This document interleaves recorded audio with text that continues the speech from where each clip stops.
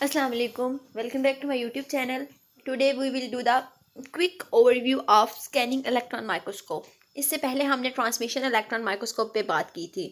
Transmission electron microscope क्या करती है कि उससे इलेक्ट्रॉन बीम जो है वो थ्रू द स्पेसिमन जाती है, लेकिन scanning electron microscope just scan करती है। सरफेस की स्टडी के लिए हम इसको यूज़ करते हैं। बेसिकली इसकी भी हाई रेजोल्यूशन और पावर होती है और हाई मैग्नीफिकेशन होती है, और ये भी बीम ऑफ इलेक्ट्रॉन यूज़ करती है as a source of light.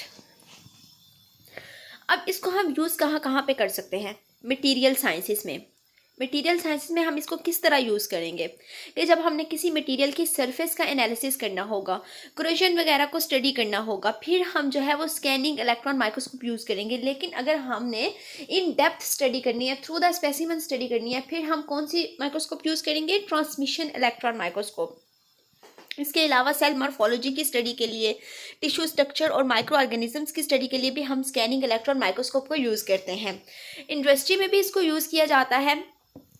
कैसे यूज़ करते हैं कि फॉर एग्जांपल कोई प्रोडक्ट बना है, उसके सरफेस स्ट्रक्चर को स्टडी करने के लिए हम स्कैनिंग इलेक्ट्रॉन माइक्रोस्कोप को यूज़ करेंगे। इसके अलावा ये देखने के लिए कि हमारी प्रोडक्ट जो है वो हमारे जो सेट स्टैंडर्ड था उसके अकॉर्डिंग बनी है या नहीं, फिर भी हम स्कैनिंग इलेक्ट्रॉन माइक्रोस्कोप का यूज़ करेंगे। इसके अलावा नैनो पार्टिकल्स जो होते हैं, नैनो मटीरियल्स होते हैं, उनकी सरफेस एनालिसिस के लिए भी हम स्कैनिंग इलेक्ट्रॉन माइक्रोस्कोप यूज़ करते हैं। इसके बहुत सारे एडवांटेजेस हैं जो कि कॉमन है इलेक्ट्रॉन माइक्रोस्कोप के साथ, जैसे कि हाई रेजोल्यूशन होती है, हाई मैग्नीफिकेशन होती है। लेकिन इसमें एक सबसे इम्पॉर्टेंट क्या है कि लार्ज डेप्थ ऑफ फील्ड, यानी हमें थिन स्पेसिमन सरफेस नहीं लेनी पड़ती। जैसे हमें ट्रांसमिशन इलेक्ट्रॉन माइक्रोस्कोप के लिए क्या चाहिए होता था कि थिन सैंपल चाहिए होता था स्पेसिमन का, इसमें ऐसा कुछ नहीं है, क्योंकि ये रफ सरफेस जो होती हैं उनको भी स्टडी कर सकती है।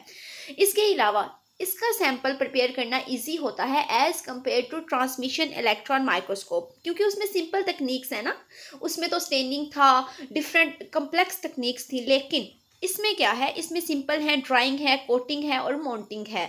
लेकिन यहाँ पे एक जो है इस सैंपल प्रिपरेशन का डिसएडवांटेज भी है कि कोटिंग हमें लाजमी करनी पड़ती है, क्योंकि सरफेस पे हम इलेक्ट्रॉन्स के हाथ से स्टडी कर रहे हैं, तो ऐसा भी हो सकता है कि इलेक्ट्रिसिटी जो है वो उससे कोई मिसहैप हो जाए।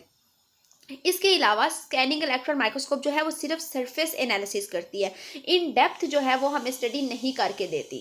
ठीक है, यानी हमने कहा कि transmission electron microscope through the specimen study करती है, लेकिन स्कैनिंग ऐसा नहीं करती। ये सिर्फ एक्सटर्नल स्ट्रक्चर का हमें बताती है, इंटरनल स्ट्रक्चर के बारे में कोई इन्फॉर्मेशन प्रोवाइड नहीं करती, और ये एक्सपेंसिव होती है और उसको मेंटेन करना भी डिफ़िकल्ट है।